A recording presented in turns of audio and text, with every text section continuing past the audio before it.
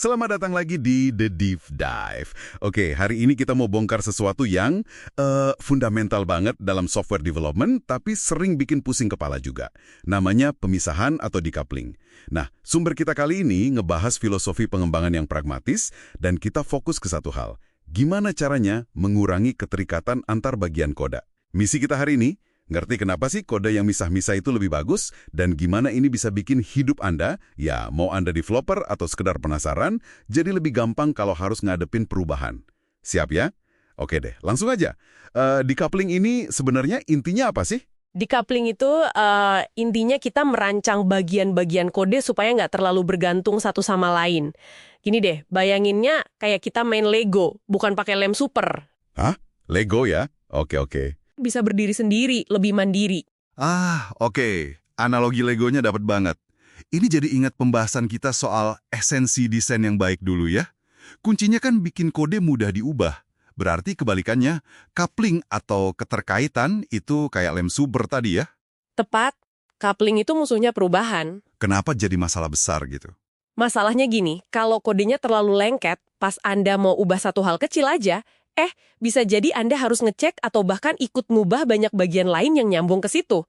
Atau ini yang lebih parah, Anda ubah di sini, tahu-tahu ada fitur lain di ujung sana yang rusak. Nggak sadar pula penyebabnya apa. Waduh. Iya, ini bikin proses perubahan jadi lambat, penuh risiko, dan jujur aja bikin stres tim developernya. Pernah ada kasus ganti warna tombol aja ngaruh ke belasan file. Kan repot. Wah, itu mimpi buruk sih.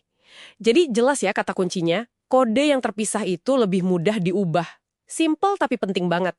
Nah, ngomongin soal keterkaitan erat ini, ada satu contoh yang sering disebut nih, istilahnya agak serem. Train wrecks, kecelakaan kereta. Gimana tuh maksudnya? Ya, istilahnya memang dramatis ya. Train wreck ini ngegambarin satu baris kode yang kayak gerbong kereta panjang. Anda manggil metode, terus hasilnya dipakai manggil metode lain, terus lagi dalam satu baris. Contohnya kayak gini nih, user.getProfiling.getAddressing.getPostalCode.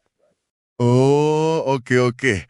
Panggilannya berantai gitu ya? Betul. Masalahnya bukan cuma panjangnya, tapi baris kode ini seolah-olah membocorkan terlalu banyak struktur internal objek lain. Jadi kode Anda jadi tahu banget jeroannya si user, si profile, si address. Jadi terlalu kepo gitu ya sama detail dalamannya ya? Nah, itu dia. Ini menciptakan keterkaitan yang erat banget, tapi juga rapuh. Kalau satu gerbong di tengah, misalnya struktur address berubah, wah, seluruh kereta kode Anda bisa ikut anjlok. Paham. Jadi kita jadi tahu terlalu banyak detail yang mestinya bukan urusan kita ya. Oke, terus gimana cara menghindarinya? Dulu kan ada tuh hukum Demeter, Law of Demeter atau LOD, itu masih relevan. Masih relevan kok sebagai panduan dasar. Inti hukum Demeter itu kan sebuah metode sebaiknya bicara hanya dengan teman dekatnya. Teman dekat maksudnya? Oke, jadi batasi lingkaran pertemanan kode kita ya.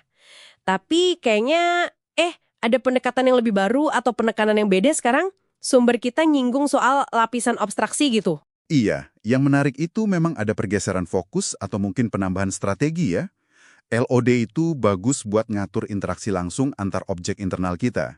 Tapi pendekatan yang lebih strategis lagi, terutama untuk jangka panjang, adalah menyembunyikan dependensi eksternal, kayak library pihak ketiga atau API service luar, di balik lapisan abstraksi milik kita sendiri. Menyembunyikan di balik lapisan abstraksi. Maksudnya gimana tuh? Kayak bikin pembungkus gitu? Betul. Anggap aja kita bikin semacam adaptor atau wrapper. Kita definisikan sendiri interface kita, semacam kontrak gitu ya. Gimana cara kode kita berinteraksi untuk si layanan eksternal itu. Oh, jadi kita bikin semacam benteng atau filter gitu ya antara kode inti kita sama dunia luar. Apa untungnya dibanding cuma ikutin LOD aja? Untungnya gede banget, terutama buat jangka panjang. Gini, layanan eksternal atau library itu kan sering banget berubah ya, diupdate, atau malah kita mau ganti pakai yang lain. Nah, kalau kita udah punya lapisan abstraksi sendiri, kita cuma perlu ubah si adaptor atau pembungkus itu aja. Kode inti kita yang lain aman, nggak perlu dirombak besar-besaran. Wah, menarik. Jadi lebih kebal sama perubahan dari luar ya? Iya, betul. Ini ngasih kita kontrol dan fleksibilitas yang luar biasa. Kita jadi terlindungi dari guncangan perubahan eksternal yang nggak bisa kita kendalikan. Jadi ini lebih dari sekedar menghindari train wreck, tapi soal membangun desain sistem yang tangguh. Oke, oke. Jadi, ini bukan cuma soal kode jadi rapi atau enak dibaca, tapi lebih ke strategi pertahanan jangka panjang ya. Biar sistem kita nggak gampang goyah kalau ada apa-apa dari luar. Persis. Pemisahan, mau itu lewat prinsip kayak load atau yang lebih powerful lagi, lewat lapisan abstraksi, itu sebenarnya investasi buat masa depan kode Anda. Kode jadi lebih fleksibel, lebih gampang dites, dan pastinya lebih mudah dipahami juga sama anggota tim yang lain. Sip, sip. Jadi, apa nih artinya semua ini buat Anda yang lagi dengerin? Intinya sih jelas ya, mengurangi keterkaitan alias pemisahan atau decoupling itu kunci buat software yang sehat, adaptif, dan gampang dirawat.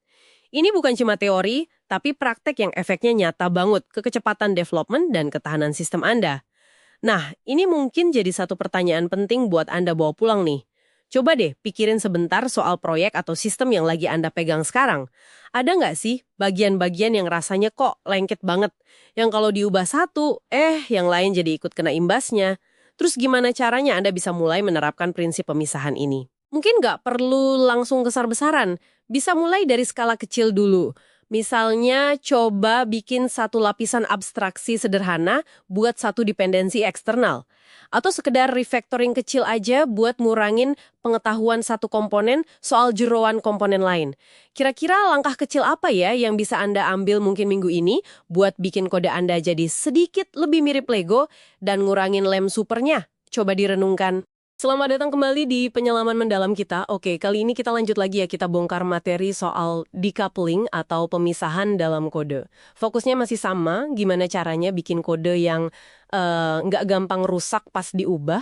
Kita lihat jebakan-jebakan keterikatan lanjutan dan cara menghindarinya dari materi yang Anda bagikan. Ada satu nih yang langsung menarik perhatian saya di sumber Anda. Bahaya objek statis atau state bersama.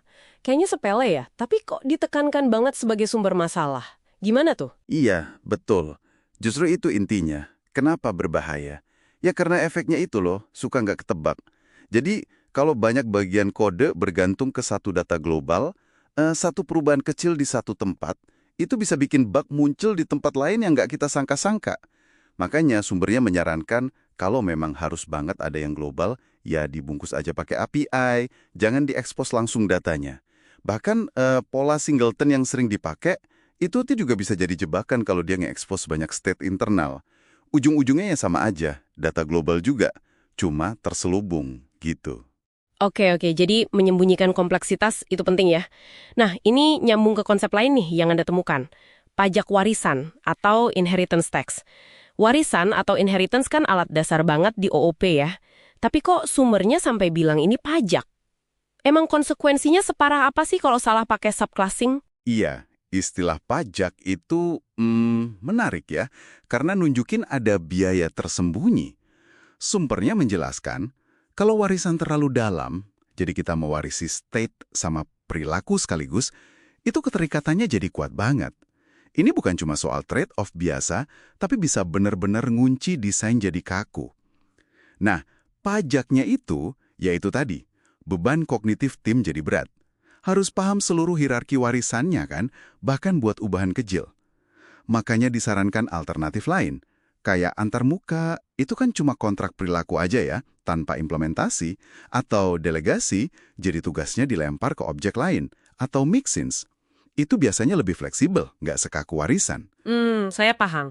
Jadi pajaknya itu kekakuan desain plus beban pikiran buat tim ya? Oke.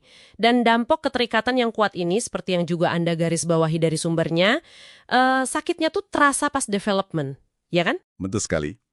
Dampak nyatanya ya, kode jadi rapuh, gampang rusak. Perubahan kecil aja bisa makan waktu lama buat diterapkan, karena ya tim jadi takut ngerusak bagian lain. Atau malah lebih parah, bugnya baru ketahuan pas udah diproduksi, berbulan-bulan kemudian. Wah, itu pasti bikin frustrasi banget kan? Sumbernya juga cerita soal ini nih. Iya, kebayang sih frustrasinya.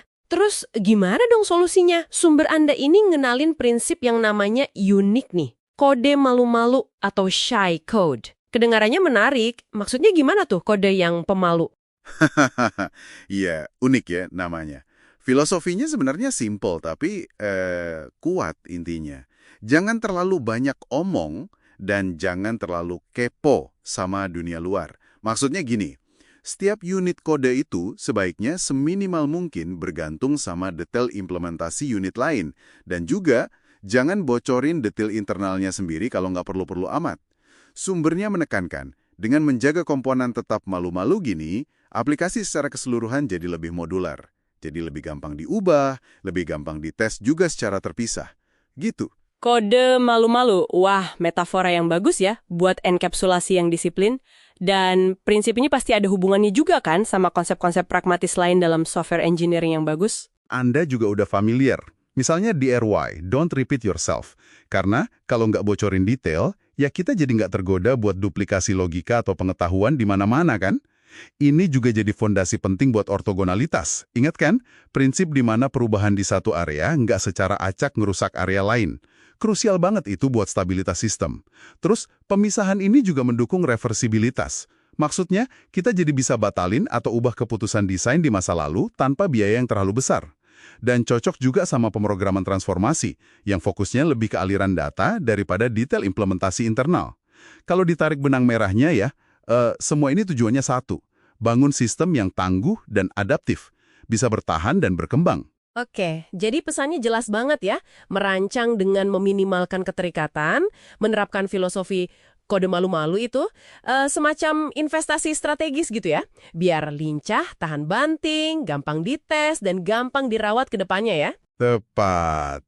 Dan kenapa ini penting buat Anda yang dengerin? Karena kalau paham dan menerapkan prinsip-prinsip pemisahan ini, Anda bisa keluar dari siklus pusing benerin bug terus-menerus atau proyek yang jadi mandek karena takut ngubah sesuatu. Intinya, ini soal membangun aset digital yang bisa tumbuh, bukan malah jadi beban teknis yang makin hari makin berat. Nah, sebagai penutup nih, mungkin ada satu pertanyaan buat direnungkan ya, terutama setelah kita bahas pajak warisan tadi. Coba pikirkan deh.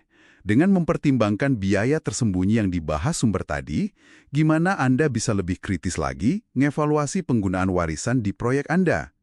Kapan ya saat yang pas buat mikirin alternatif kayak komposisi atau delegasi yang mungkin lebih bijaksana dan fleksibel? Sesuatu buat Anda pikirkan lebih lanjut.